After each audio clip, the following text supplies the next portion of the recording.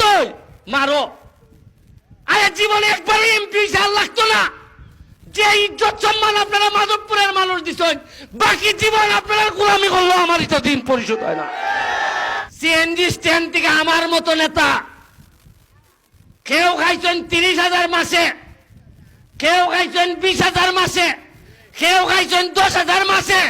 আরে রাজনীতি করার মানুষের গ্রামের পয়সা খাও, লজ্জা করে না তোমরা? মাধবপুর সোনারঘাট বালা টাকার জায়গা আছে নি? শ্রীমঙ্গল আছে, শ্রীমঙ্গল গ্রান্ড সুলতান আছে, বাহুবল আছে, প্যালেস, ভদ্রলোকরা গিয়া সবই কেন থাকে। খেরে সোনাঘাট মাধবপুর, মাধবপুর সোনাঘাট দিকে মন্ত্রী আছিল, তাও তো ভদ্রভাবে একটা হোটেল নাই থাকার। খেরে থাকলো না কেন? আমরা কি তা পয়সা কম আছিল না? তা আপনারা কি জানেন মাধবপুর ওই খাসটি ব্রিজ আছে না, চিনুননি? ব্রিজের কাছে সিএনজি ওয়ালাদের কাছ থেকে প্রতি সিএনজির কাছ থেকে টেকা নিছেন পৌরসভায় 10 আর নেতা হলতে নিছেন 30 করে। এক একটা সিএনজির কাছ থেকে নিছেন 40 টাকা করিয়া। কত করিয়া নিছেন? আচ্ছা, যে বেটা সিএনজি ড্রাইভার ডেইলি আমার মতো নেতা হলে 40 দেওয়ান লাগে, এই টাকাটা যাত্রীর কাছ থেকে তুলছে না? এ যাত্রীরা দাঁড়া লাগাইবার বাকি খালি রাত 8টা বাজলে কয় 12 দিবাই, 10টা বাজলে কয় 15 দিবাই। কারণ হলে এত 40 টাকা দিতে হয় নেতারে। আপনারা আশ্চর্য হইবা, সিএনজি স্ট্যান্ড থেকে আমার মতো নেতা কেউ খাইছেন 30,000 মাসে, কেউ খাইছেন 20,000 মাসে, কেউ খাইছেন 10,000 মাসে। আরে রাজনীতি করার মানুষের গ্রামের পয়সা খাও, লজ্জা করে না তোমরা? আরে খাইতে খাও, আমার কাছ থেকে খাও। নির্যাতিত নিপীড়িত মানুষের গ্রামের পয়সা খাও, লজ্জা করে না তোমরা? আরে মারবাই তো মারো। আরে জীবনে একবারই এমপি সাল লাগতো না। যে ইজ্জত সম্মান আপনারা মাধবপুরের মানুষ দিচ্ছেন, বাকি জীবন আপনারা গোলামি করলো, আমার তো দিন পরিশোধ হয় না।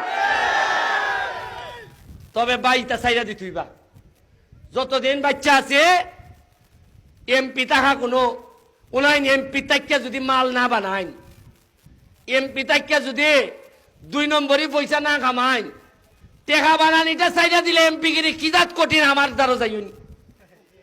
গিয়া দেখবেন আমার বাসার মধ্যে শত শত মানুষ, আমার জানটা জান নাই। সকাল 9টার থেকে রাত ঘুমাইছি 3টায় খালকা। সকাল 9টায় উঠিয়া অন্তত 100 মানুষের সমস্যা শুনছি।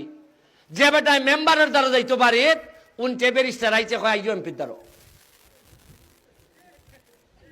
যে বেটা জামাইর সাথে খাইয়া যাইতে বউ বাপের বাড়ি কয় আইও ব্যারিস্টারে করো। আইয়া কয় জামাইয়ে মারে, ইটাও আমি বিচার করে দেওয়ার লাগে। উনকার কিতা হরমো মানছে ভালোবাসছে, আমাকে যাইতাম কই আমি। ভালোবাসলে তো যাওন যায় না বালাইয়া। ওই 11টার সময় জানাজা, 12টার সময় ঘূর্ণিঝড়ে গড় ফালাই দিছে, লাইভ করছি। ওই যে ফরিদ ভাইয়ে 10,000 টাকা লাইভের মধ্যে দিছে। লাইভ করিয়া গড় ঠিক করিয়া দিয়া গেছে। আরেকজনের 2টা কিডনি নাই। ফুফে কইছে কিডনি দিব, কিন্তু টাকা লাগে 15 লাখ। 1 লাখ ফেট থেকে আরেক লাখ ফেট কিডনি নিতে। ওকাই 15 লাখ মানছে কইতাছে ব্যারিস্টার কেমনে ম্যানেজ করবাই দেখো।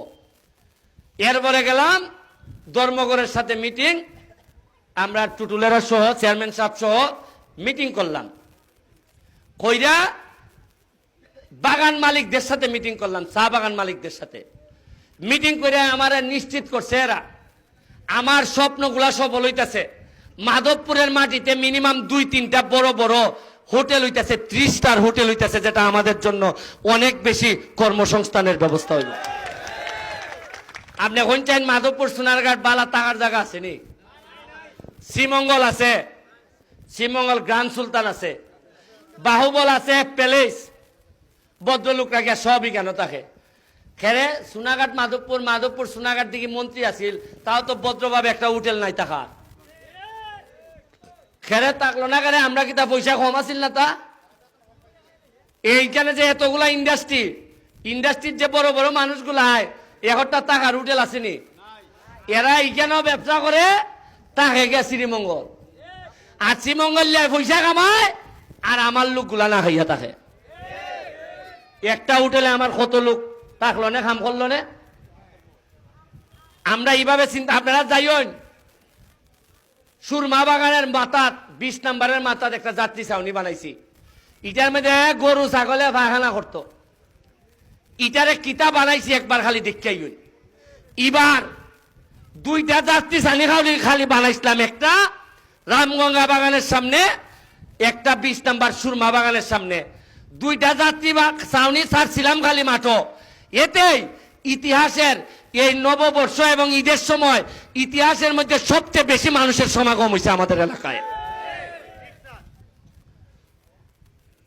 উন্নয়ন স্বপ্ন লাগে, সততা লাগে। আর এমপি নিজেই যদি মাল বানাইবার দান্দা করে, তাইলে এলাকার মানুষের ভাগ্য পরিবর্তন হয় না।